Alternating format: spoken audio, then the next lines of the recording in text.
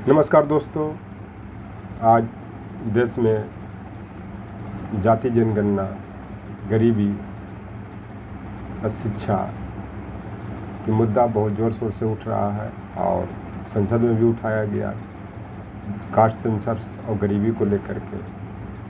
तो मैं आपको बता देना चाहता हूँ कि जो सरकार बता रही है कि 25 करोड़ लोगों को गरीबी रेखा से ऊपर ला दिया गया है विगत 10 वर्षों में, 2010 से 24 तक। मैं यह पूछना चाहता हूँ जो भी सरकार के मंत्रिमंडल में शामिल है कि वो बताएं कि जब 25 करोड़ लोग गरीबी रेखा से ऊपर आ गए हैं तो फिर 82 करोड़ को मुफ्त अनाज क्यों दिया जा रहा है।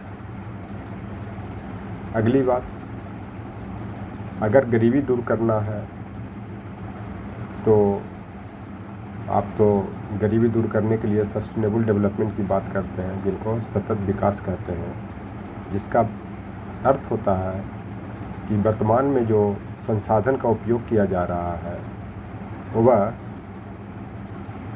आने वाली पीढ़ियों के लिए भी ध्यान में रखकर प्रयोग किया जाएगा, अर्थात आने वाली पीढ़ियों के लिए भी छोड़ा जाए। लेकिन यह सस्टेनेबल डेवलपमेंट जो जैव ऊर्जा है, जिसको कोयला कह सकते हैं, पेट्रोल कह सकते हैं, उसी के परिप्रेक्ष्य में इसको परिभाषित किया गया है। लेकिन ये जो गरीबी है, आप इसको क्लाइमेट चेंज का भी बहाना बना रहे हैं कि क्लाइमेट चेंज के कारण, जलवायु परिवर्तन के कारण गरीबी बढ़ रही है। उसका कारण ये है कि बाढ़ आना, तूफान आना जो बेसमय आ रहा है। लेकिन मैं इस चीज़ को नहीं मानता, क्योंकि गरीबी दूर करने के लिए अगर आप सस्टेनेबल डेवलपमेंट से जुड़ना चाहते हैं तो सबसे पहले आप उनको, जो देश में जो गरीब लोग हैं उनको शिक्षित करें। जो भी मॉडर्न टेक्नोलॉजी देश में आ रहा है वो उनको तक पहुंचाए। जो पहले उत्तर प्रदेश के मुख्यमंत्री अखिलेश यादव जी ने गरीब लोगों को लैपटॉप देने की बात की थी, मोबाइल देने की बात की थी, इसको लेकर के देश में बहुत हंगामा हुआ। और हंगामा मचाने वाले कौन थे? जो वर्तमान सरकार थी, जो बीजेपी की सरकार है। उन्होंने इतना हंगामा मचाया कि फ्री बीज कह करके या करप्शन के नाम पे उस योजना को बंद करवा दिया। लेकिन असमानता तभी कमेगी, अमीरी गरीबी के बीच असमानता तभी कमेगी जब उनके पास मॉडर्न टेक्नोलॉजी पहुंचाए, उसके बाद शिक्षित की जाए, इसके साथ साथ उनको मोटिवेट किया जाए।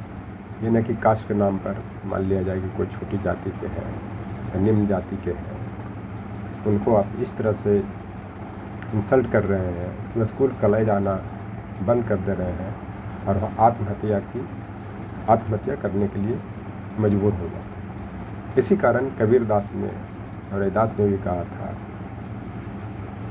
जाति न पूछे साधु को।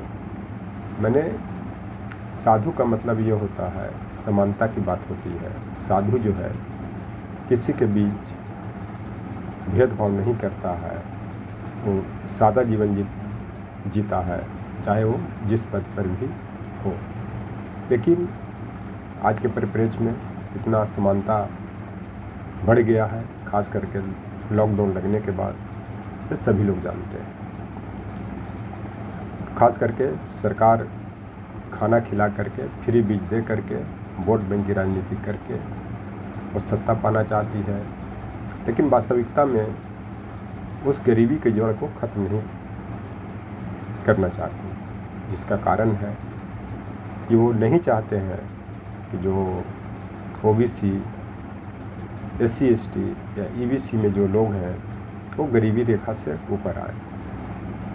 अगर नहीं विश्वास है तो आप डाटा उठा लें कि किस जाति या किस कम्युनिटी में सबसे ज़्यादा गरीब है। उसके बाद आपको माइनॉरिटी में मिलेंगे, जो मुस्लिम कम्युनिटी में है उनमें भी बहुत गरीबी है। उसका बस यही कारण है अशिक्षा। अशिक्षा के कारण गरीब परिवार में बच्चों को भी ज़्यादा जन्म देते हैं ताकि उनके बच्चे बड़े होंगे तो गरीबी दूर होगी, और ऐसा हुआ भी। क्योंकि जितने भी ओबीसी, SC, ST या माइनॉरिटी में जो बर्थ रेट बढ़ा, उसका कारण ये था गरीबी दूर करना, और गरीबी दूर हुई भी, लेकिन जितना होना था वो हो नहीं पाया। लेकिन मैं यह नहीं कहना चाहता हूँ कि लोग जनसंख्या बढ़ाएं या बर्थ रेट बढ़ाएं, बशर्ते इस पर सरकार को ध्यान देने की ज़रूरत है ताकि उनको उस लायक बना दिया जाए ताकि वो बर्थ रेट को नहीं बढ़ाएं और गरीबी दूर करने के लिए उपाय ढूंढें। गरीबी कोई जाति पूछ कर नहीं आती है, गरीबी किसी में भी आ सकती है, लेकिन यह जो एक पैमाना है या एक उसका जो रेट है या वृद्धि दर है वो ज़्यादातर यही ओबीसी, SC, ST माइनॉरिटी में मिलेगी। कोई भी ऐसा योजनाएं सरकार की तरफ से नहीं चलाई जा रही है कि उनको गरीबी दूर की जाए, चाहे वो रोज़गार को लेकर के हो। ये रोज़गार, इसको रोज़गार नहीं कहते हैं कि आप कंपनी में उनको लगवा दें, उसके बाद फिर कहीं और जाने के लिए मजबूर हो जाए। जैसे अग्निवीर जो योजना आपने लाया, उसी तरह से 4 साल यहाँ करें फिर कहीं और जाए, लेकिन इससे गरीबी दूर नहीं होगी। क्योंकि गरीबी दूर करने के लिए एक अस्थायी नौकरी की आवश्यकता होती है ताकि वो अपने आप को सुरक्षित महसूस करें और एक लंबे समय तक उनका एक आय आए, नौकरी से पैसा आए, ताकि वो बच्चे को अपने पढ़ा सके, पढ़ाने के बाद उनके बच्चे काबिल बन सके और वो फिर उनसे अच्छा नौकरी प्राप्त कर लें। मैं इस कारण बोल रहा हूँ कि आप कहीं भी देख लें, ग्रुप डी में आपको 95% जो मिलेंगे OBC, SC, ST minority community के ही मिलेंगे। जब ग्रुप डी में वो नौकरी करते हैं तो उनका पूरा जीवन एक मकान बनाने और बेटा बेटी के शादी विवाह करने में निकल जाता है, और उसी में उनके रहन सहन, खाने पीने और यही सब मकान बनाने, खरीदने, बेटी के शादी करने में उनका सारा आय निकल जाता है। तो आप कैसे उम्मीद कर सकते हैं कि वो फिर अच्छा करेंगे या उनका जीवन स्तर अच्छा होगा। इस चलते ये जो कास्ट एंड पॉवर्टी है, आप डाटा उठाने की ज़रूरत है। जो भी पढ़े लिखे लोग हैं कि किस जाति में कितने गरीब हैं और उनकी हालत क्या है, ये जानने की आवश्यकता है। नहीं विश्वास है तो आप दिल्ली जैसे महानगर में ही या मुंबई जैसे महानगर में ही या जो भी इस तरह के शहर या महानगर हैं देश में, वहाँ के स्लम में देख लें कि ज़्यादातर कौन लोग रह रहे हैं कि उनको सांस लेना भी मुश्किल हो रहा है। अगर यही चीज़ आप ग्रामीण विकास में पैसा लगा दें या ग्राम क्षेत्र में रोज़गार जनरेट कर दें, और कुछ नहीं, जो भी राज्य सरकार है वो अपने विभाग में बड़े पैमाने पर वैकेंसी निकालें। ग्रुप डी या ग्रुप सी का तो निकल ही रहा है, ग्रुप डी का भी निकालें, ताकि वो वहाँ के लोग, जो गरीब लोग हैं, अपना जीवन एडजस्ट करें, जीवन को सुरक्षित रखें। लेकिन आज तो है ग्रुप डी को आउटसोर्सिंग कर दिया गया। इसका प्रमुख कारण कि जो भी इस कम्युनिटी के लोग हैं, ओबीसी, SC, ST माइनॉरिटी हैं, उनको बाहर रखा जाए, नौकरी में नहीं आने दिया जाए। क्योंकि आज कोई भी ग्रुप डी में भी नौकरी करता है तो उनकी सैलरी 40 से 45 हज़ार रुपया बनता है।